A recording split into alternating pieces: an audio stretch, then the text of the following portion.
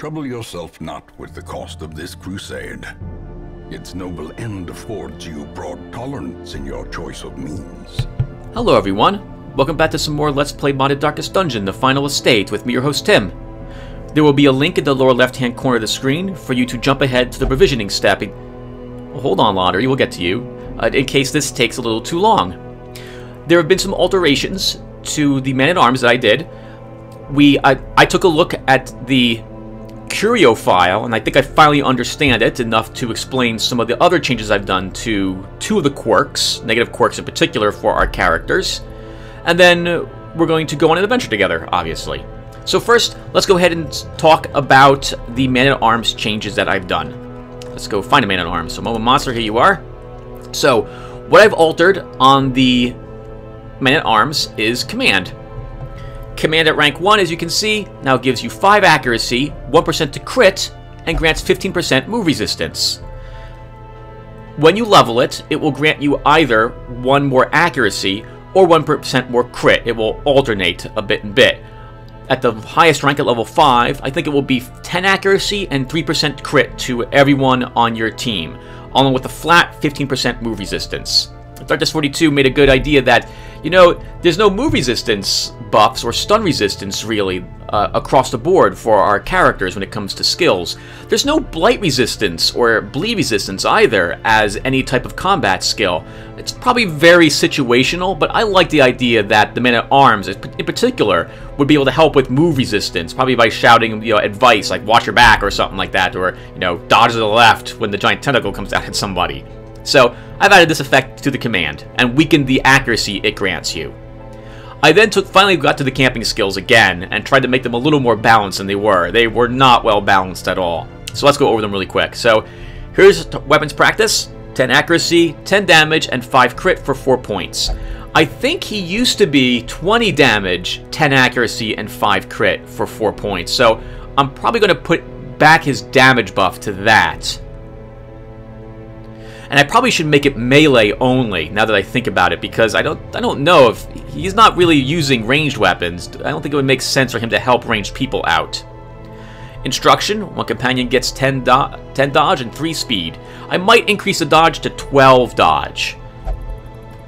Tactics, affects everyone in the group, including himself. Everyone gets 10 prot and 20% stun resistance. And maintain equipment, just grants himself 15% damage and 15% prot for 4 time units. So pretty good, very expensive camping skills though, but there you have it. I think I like those changes better. Yeah, it was too similar, some of these skills before, so I really like this alteration. Tones it down, I think, where it's needed to be. Next, curios. I finally understand what I'm looking at when it comes to the curio file. I've been trying to parse it and understand how to tweak curios, and I have an idea of how I can do so. I thought it was fascinating when it finally all clicked and I understood what I'm looking at and how to actually read the curio file. Did you know that you can get a buff from using a dog treat on a clam in the cove?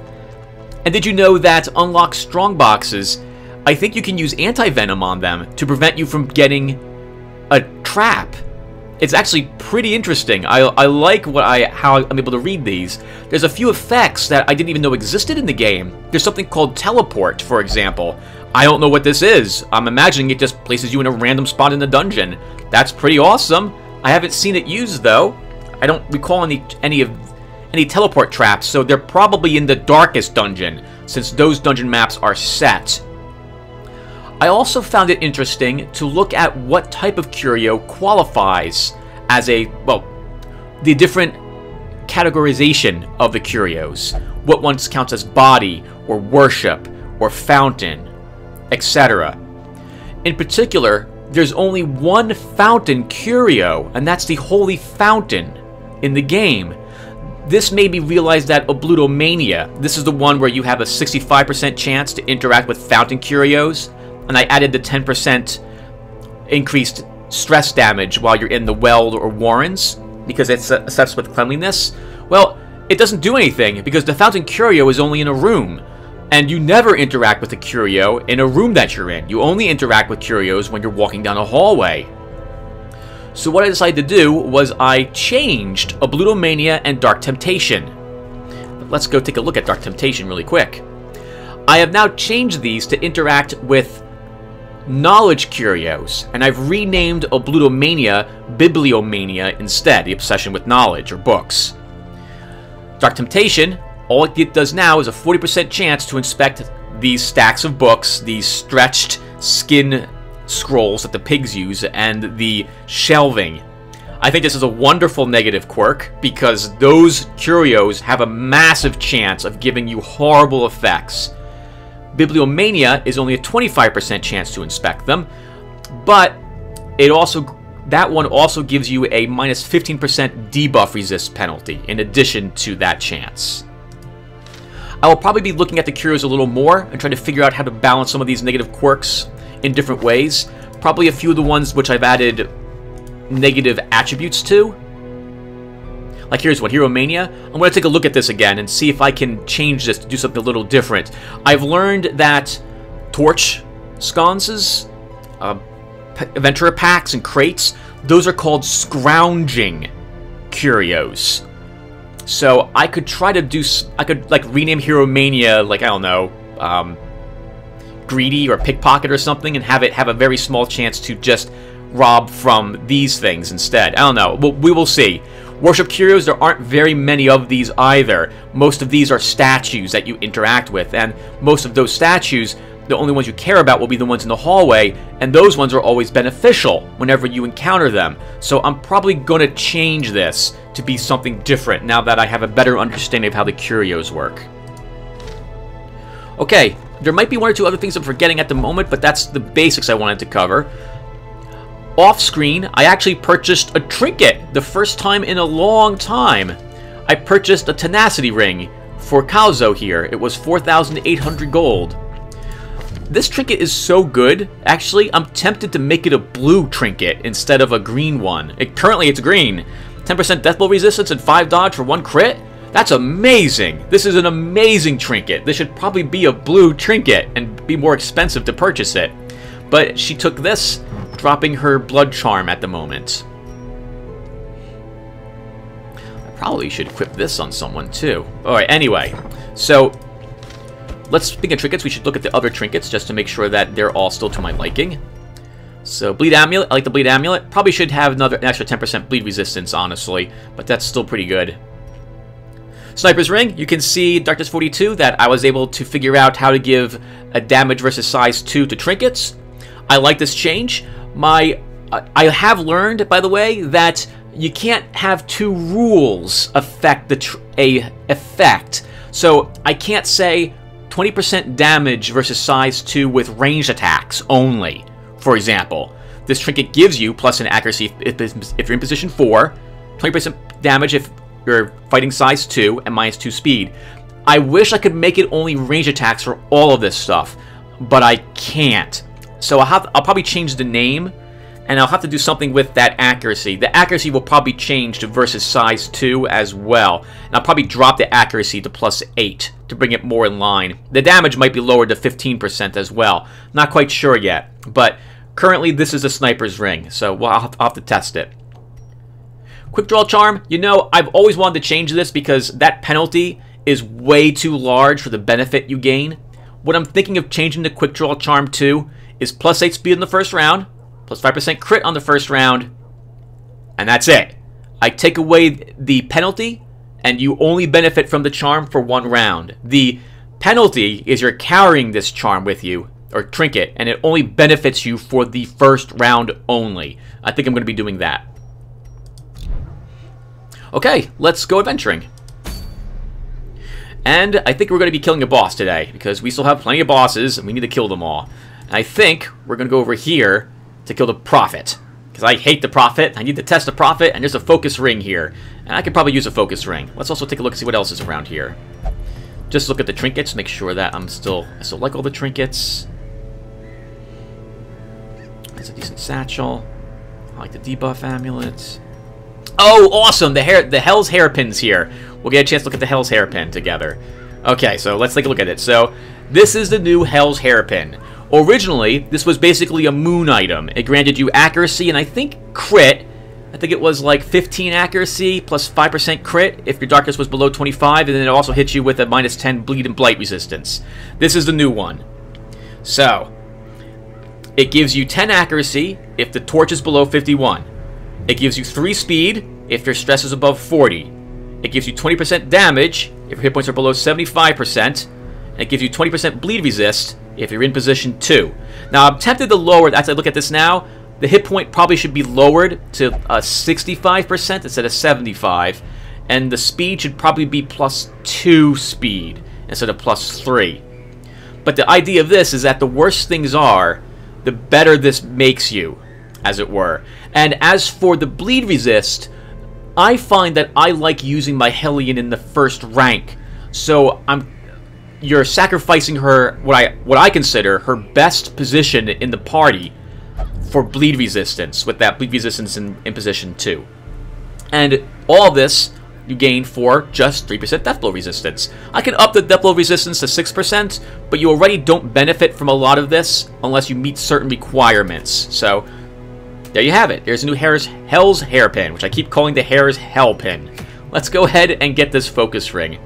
I'm so tempted to add 1% more crit to this ring as well. Okay, well, let's go get it. And we're taking my level 4s with us. So Shooter Multimedia is coming along. We'll take Calzo, Cassandra, and Yumi. Let's take a look at them really quick as well. So Yumi is coming here mostly for on guard. She also does a lot of damage, and she can hit the Prophet right away right in the back rank. She's got a tenacity ring on her, giving her more dodge and death blow resistance. No crit whatsoever, because she's also using Brawler's Glove, so she does a lot of damage. But she's very slow. Yeah, she's very, very slow. But she's gonna hit like a truck. Cassandra, you're evasive, that'll come in handy. You got Ruined Armor, which I really should lock. You want to be in the Weld, we're not going there. And you're also healing, which is also pretty good for us. You can also guard people, which will come in useful, I think, against the Prophet. We have a Life Crystal on you, and Holy Orders as well. Calzo, she wants to be anywhere else but here. But, well, I'm taking her because I want to heal her, and I don't feel like bringing Lotaeri with us. I want to get some more experience here. I guess I could bring Lotaeri instead for the vulnerability hex, but I kind of want another stun. Maybe I do want to bring Lotaeri here. So what do you have? Oh no, I don't, because Lotaeri has Shocker, and there's a good chance we'll be stunned in this mission. So no, we will bring Calzo after all. So she's mostly here because of these. We're gonna probably want Divine Comfort versus the Prophet. Shooter Multimedia is coming along because it's the Prophet, so I want to be able to hit him as often as possible, as quickly as possible. She's taking Battlefield Bandage again because it's the Prophet. We're taking Sniper's Mark because it's good. Suppressing fire with Sniper Shot. And she has an increased chance to put the debuffs on the people. She also has some move resistance, and she's still using Dismas's head. I will probably be increasing that stress damage to 20% on all the heads again. So do not worry, this will be the last time I have it at 15% stress. Okay, let's go do it. Let's go kill some Prophet. We have plenty of cash. We're overnighting, so we'll bring us the 20 food. We will bring a single stack of torches, as usual, for this dungeon. I'm going to bring 2 shovels. It's the Prophet, so I'm going to bring some anti-venom to this mission. I don't think I'll need the bandages. Oh, you know what? We'll bring another one of these. We won't bring the bandages. We have plenty of healing. We also get a free bandage. We'll bring an extra one of these and 2 keys. So, just about 4,000 bucks. Let's go adventuring. This raving creature had to be silenced. But doing so proved maddeningly impossible. How had he survived the stockades, the icy waters, and the knives I delivered so enthusiastically into his back? How had he returned time and time again to rouse the townfolk with his wild speculations and prophecies? The echoes of his mindless tittering reverberate maddeningly. Oh, wow. Well, we don't really have a choice where we're going. This is kind of a long hallway with a few offshots to it. So we might as well try to do the whole thing. This is a boss fight, a boss mission, and we have already talked about the ruins and all the creatures herein. So this will be silent for us this time. Know that I have added a debuff to the Bone Captain's Smash ability, like I wanted to originally. Lowers your protection by 10% at level 3 and 15 at level 5. The Prophet is still nerfed. I still have removed his ability to throw a second rubble onto the group. Depending upon how this fight does, I may restore that chance, but I will not give it what the base game had if I do so. I think the base game has like a 40% chance that, or 60% chance he'll throw 2 rubbles on you. I might make it a 10% chance instead.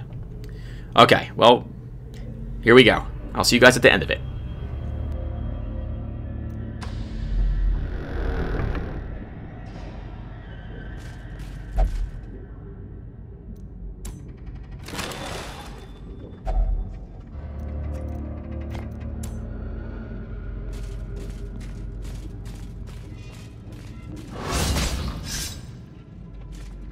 Carelessness will find no clemency in this place.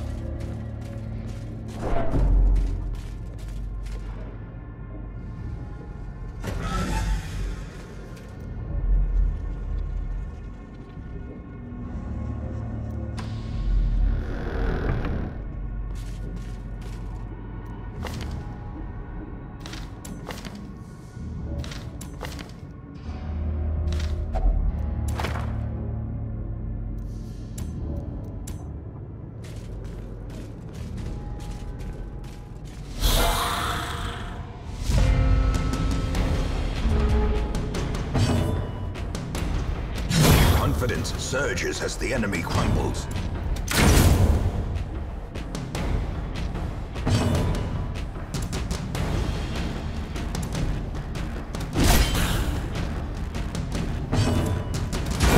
Continue the onslaught. Destroy them all.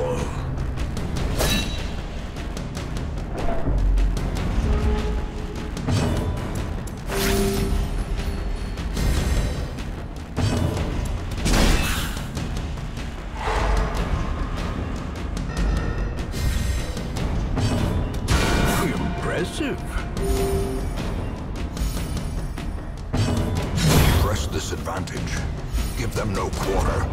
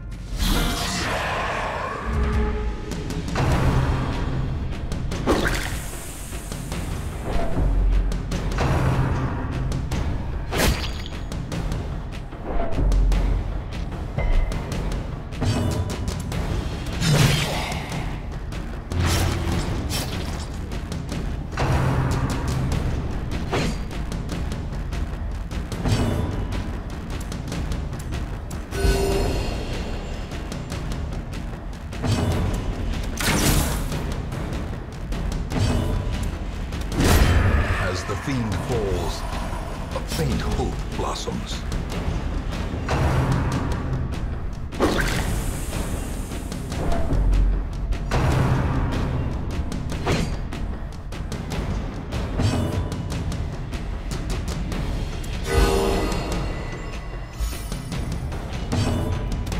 Their formation is broken. Maintain the offensive.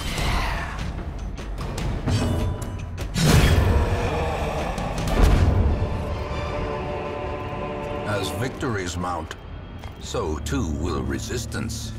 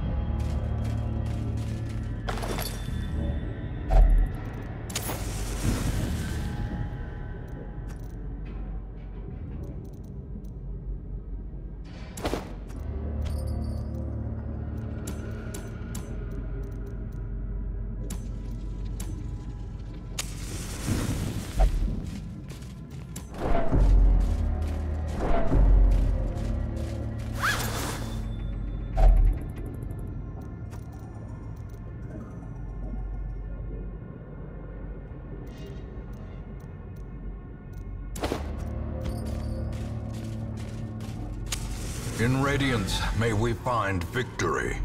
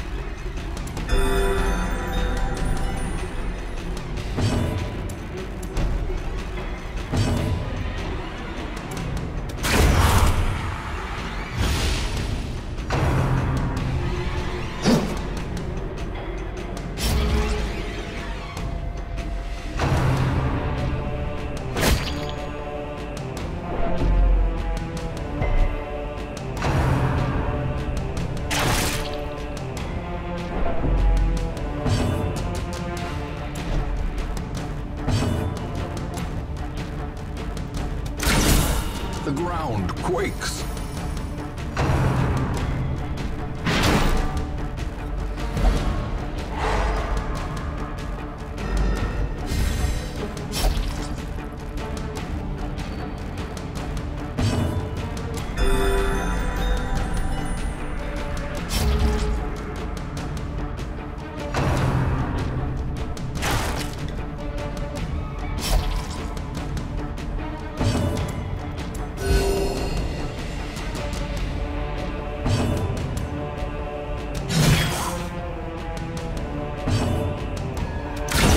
Decisive pummeling.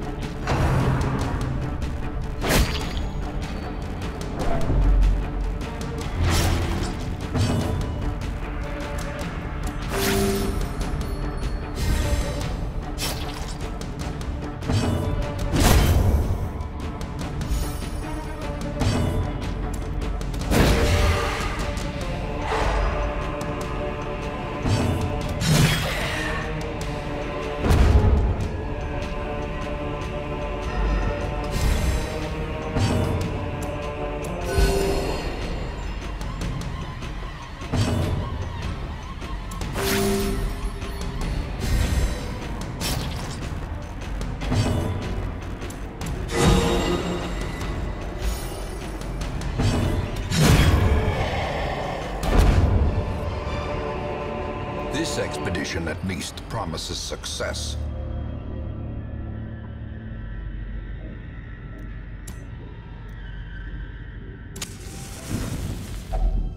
Huddled together, furtive and vulnerable.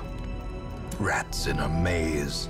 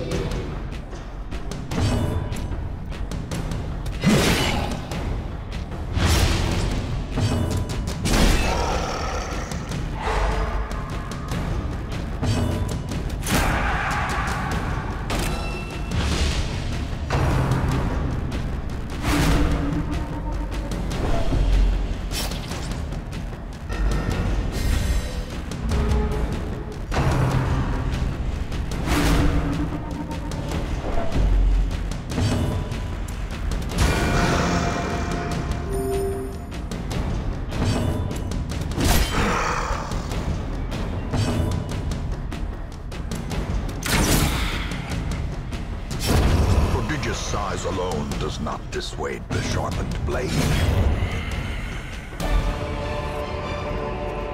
Seize this momentum. Push on to the task's end.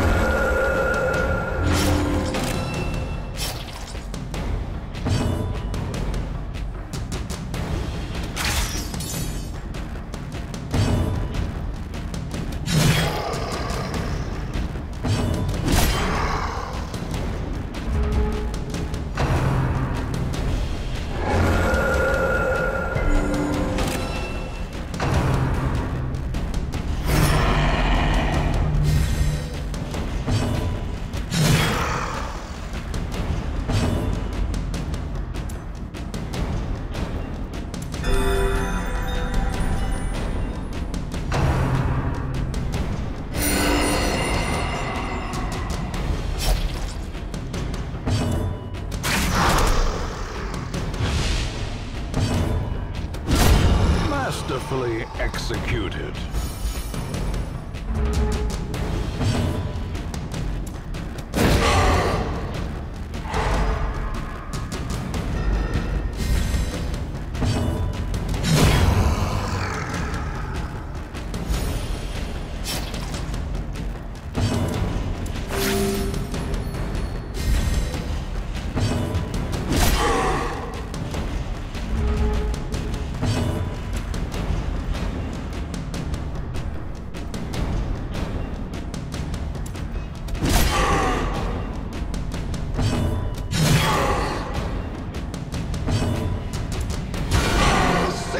Strike.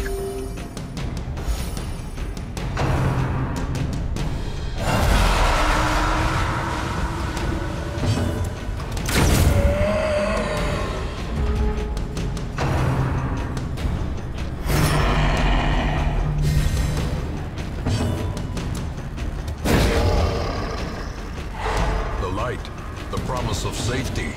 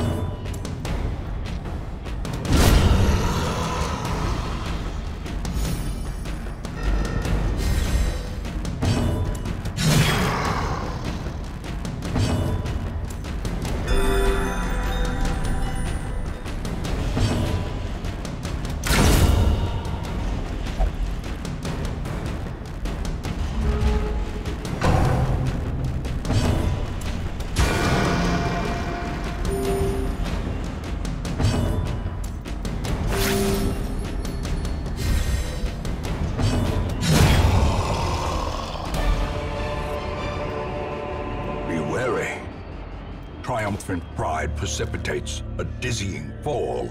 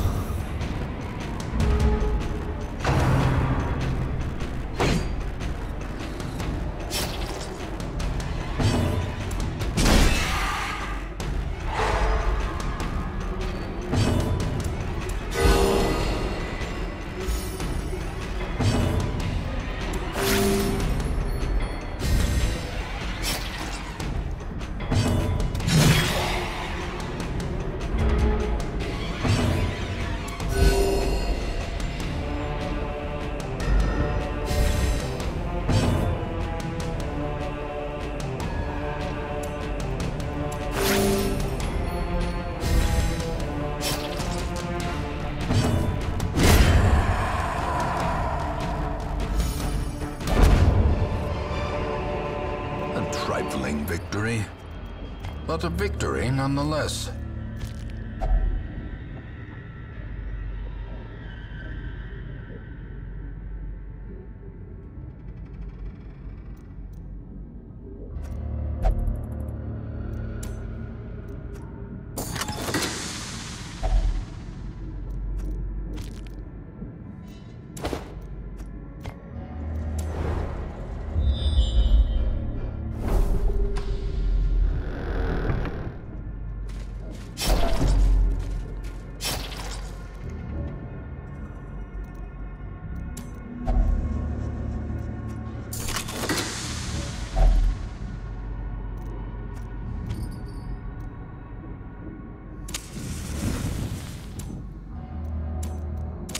The match is struck.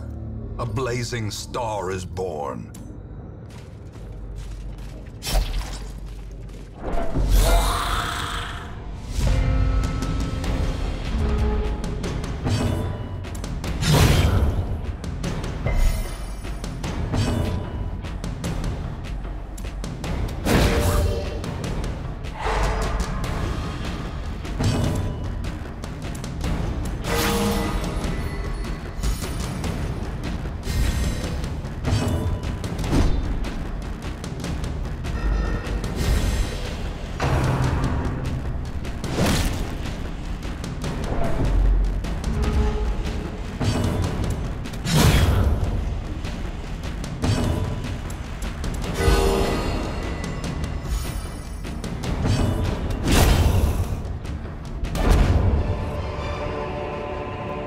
Remind yourself that overconfidence is a slow and insidious killer.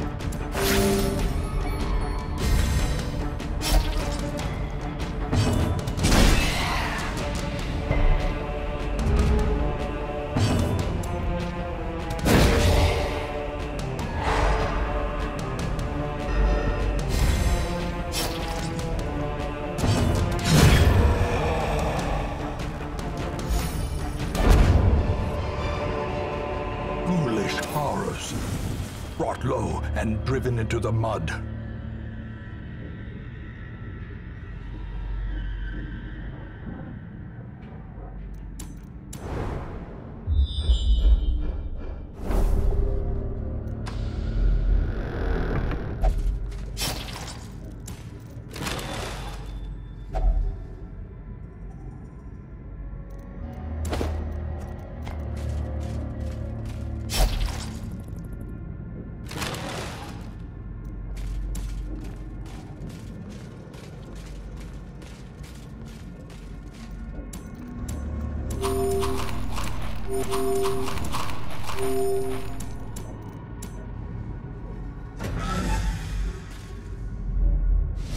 The madman hides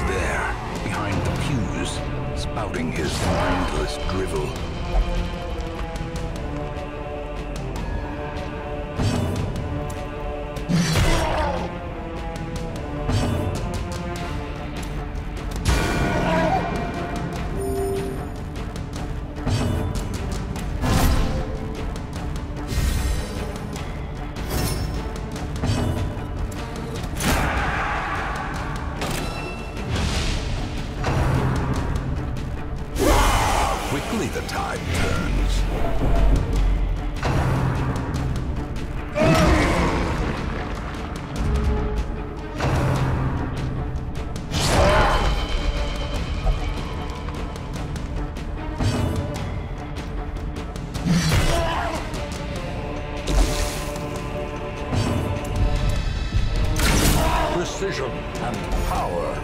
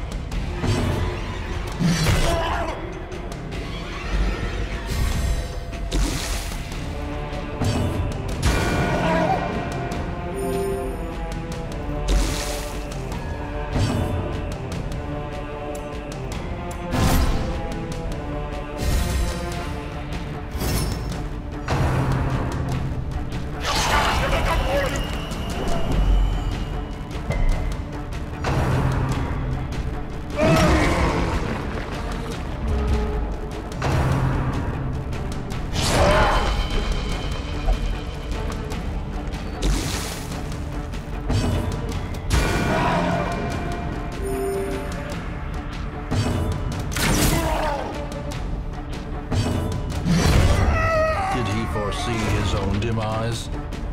I care not, so long as he remains dead.